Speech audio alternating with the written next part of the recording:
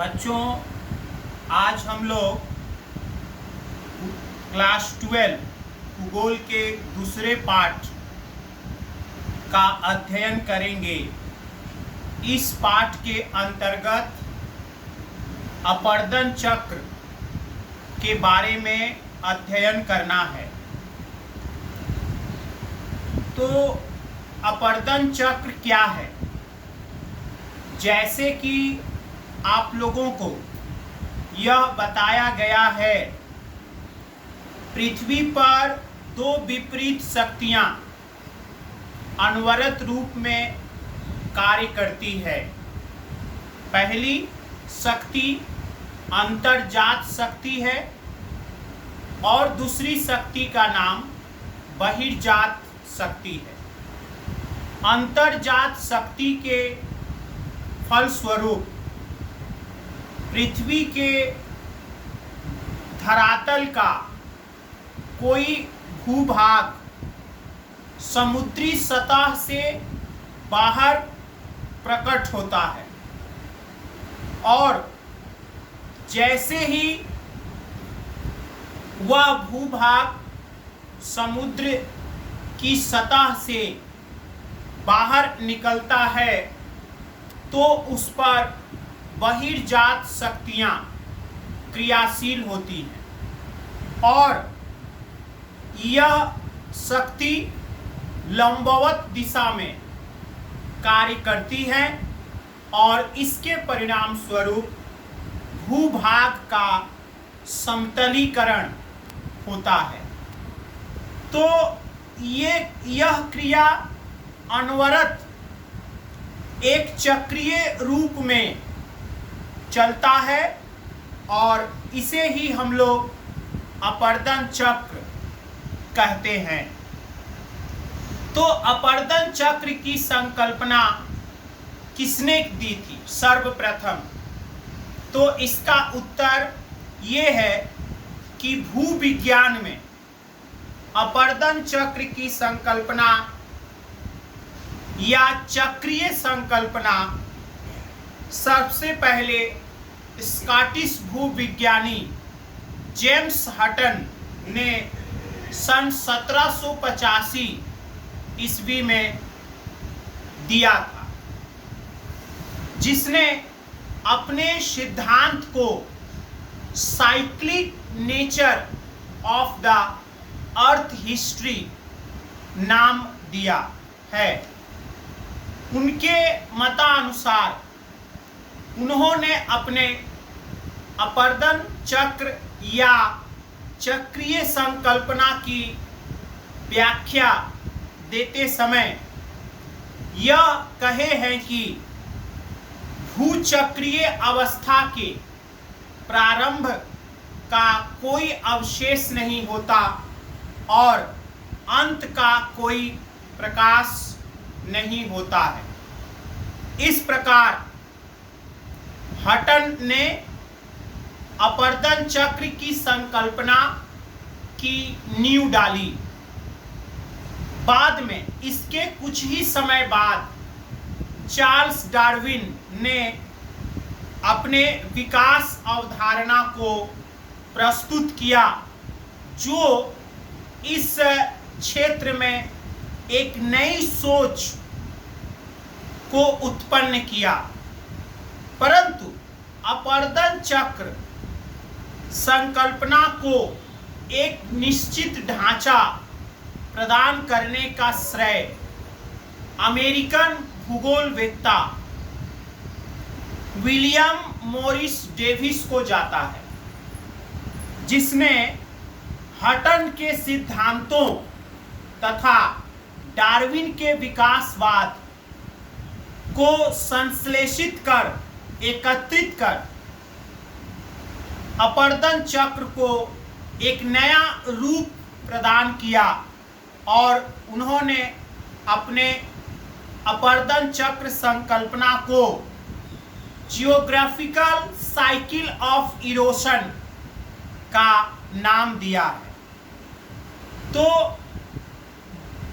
Davis महोदय ने अपने इस अपर्दन चक्र संकल्पना को सन 1884 से 1899 साल के बीच अपने विचार को प्रस्तुत किया था और डेविस अपने अपर्दन चक्र संकल्पना को प्रस्तुत करते हुए यह कहा है कि जिस प्रकार जीवों का क्रमिक विकास होता है उसी प्रकार धरातल पर स्थित भूदृश्यावली या स्थलाकृतियों का भी समय के साथ सतत उसमें बदलाव या उसमें परिवर्तन होता है। इसका अर्थ यह हुआ किसी भी क्षेत्र में स्थलाकृतियों का निर्माण समय के साथ सतत परिवर्तन के फलस्वरूप होता है। डेविस ने अपने अपर्दन चक्र संकल्पना को प्रतिपादित करते वक्त प्रस्तुत करते वक्त उन्होंने यह कहा कि स्थलाकृतियां समय के साथ 3 चरणों जैसे युवावस्था, प्रौढ़ावस्था और वृद्धावस्था से होकर गुजरती है और जब चक्रीय अवस्था पूरा हो जाता है तो अंत में एक समप्राय मैदान का निर्माण होता है जिसे हम लोग अंग्रेजी में पेनी प्लेन का नाम देते हैं। तो इस तरह से डेविस ने अपने अपर्दन चक्र की संकल्पना में और भी कई बातें रखी हैं, जैसे उनके मतानुसार किसी भी क्षेत्र में स्थलाकृतियों का अगर निर्माण हुआ है या हो रहा है तो उसमें 3 मुख्य कारक जिम्मेवार है, उत्तरदायी है। पहला कारक स्ट्रक्चर संरचना, दूसरा प्रक्रिया और तीसरा समय। इन 3 कारकों को हम लोग ट्रायो ऑफ डेविस के नाम से जानते हैं।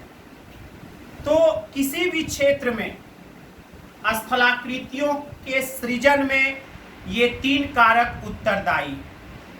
इसे अंग्रेजी में कहा जा सकता है landscape is a function of structure, process and time. तो स्ट्रक्चर या संरचना क्या है?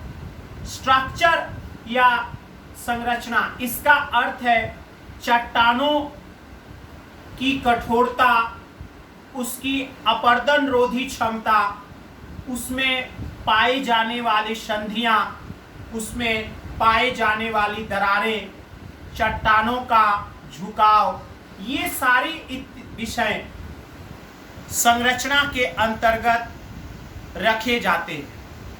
प्रक्रम का अर्थ हम जानते हैं, धरातल पर कई बहिर्जात शक्तियां या माध्यम कार्य करती है, जैसे नदी, वायु, हिमनद।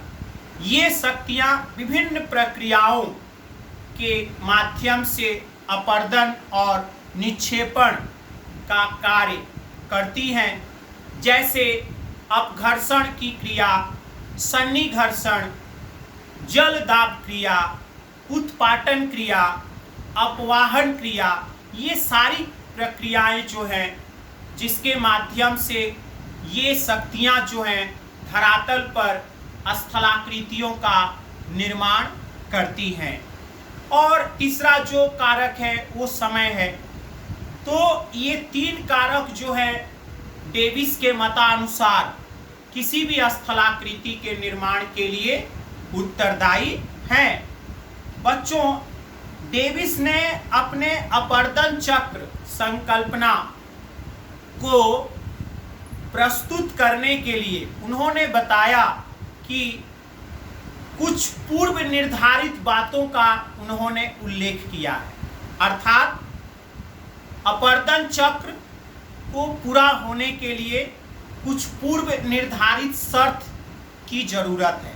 जैसे पहला, जब कोई स्थलाकृति समुद्र से बाहर निकल रही हो तो उस समय अपर्दन का कार्य नहीं होगा। दूसरा, जिस क्षेत्र में स्थलाकृतियों का निर्माण हो रहा है उस क्षेत्र में चट्टान कोमल और कठोर दोनों प्रकृति के होने चाहिए।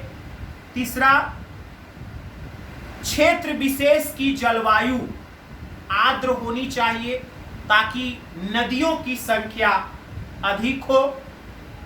और बच्चों, अगला जो पूर्व निर्धारित शर्त है जिसको डेविस महोदय ने बताया है, उत्थान की जो प्रक्रिया है वो तीव्र होना चाहिए, अल्प समय में होना चाहिए। और इसके साथ साथ और भी कई बातों का या पूर्व निर्धारित शर्तों का उल्लेख डेविस ने किया है। जैसे जब किसी क्षेत्र में अपर्दन चक्र चल रहा है उस समय धरातल पर कोई हलचल या जिसे आप लोग भूगर्भिक हलचल कह सकते हैं, कोई हलचल नहीं होना चाहिए, अर्थात धरातल स्थिर अवस्था में रहना आवश्यक है। तो बच्चों, ये कुछ पूर्व निर्धारित शर्तें हैं जिनको डेविस ने अपने अपर्दन चक्र संकल्पना के पूरा होने के लिए कही थी, बातों का उल्लेख किया था। डेविस अपने अपर्दन चक्र संकल्पना को एक चित्र के माध्यम से प्रस्तुत किया है। जो चित्र बच्चों आपके पाठ्य पुस्तक में भी है, आप लोग इसे ध्यान से देखेंगे। ये चित्र है जिसको डेविस महोदय ने अपने अपर्दन चक्र में प्रस्तुत किया है। आप देख सकते हैं इसमें 3 चरण हैं, युवावस्था, प्रौढ़ावस्था और वृद्धावस्था। और इसमें 2 अक्ष हैं। क्षैतिज अक्ष जो है वो समय को दिखाता है और लंबवत अक्ष जो है वो ऊंचाई को दिखाता है।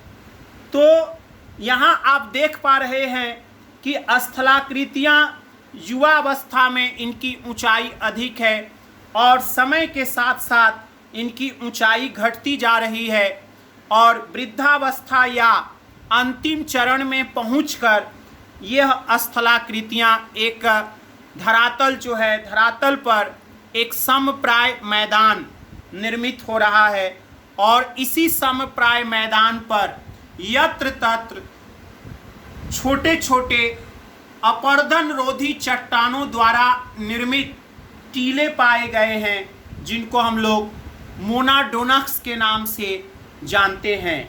तो बच्चों, ये चित्र आपके पाठ्य पुस्तक में है और ये आप जब इसका उत्तर लिखेंगे डेविस अपर्दन चक्र का, तो ये चित्र आपके लिए बनाना आवश्यक है। तो आज बच्चों हम लोगों ने क्या पढ़ाई किया, जैसे अपर्दन चक्र किसे कहते हैं, यह अवधारणा कहाँ से आया, डेविस अपर्दन चक्र के बारे में उन्होंने क्या कहा है, उनकी पूर्व निर्धारित शर्तें क्या थी। तो इन सारी बातों पर हम लोगों ने चर्चा किया आज। अगले दिन हम लोग अगले वीडियो में डेविस द्वारा प्रतिपादित अपर्दन चक्र के जो 3 चरण बताए गए हैं, उन 3 चरणों के विशेषताओं के बारे में आपके साथ चर्चा करेंगे। धन्यवाद।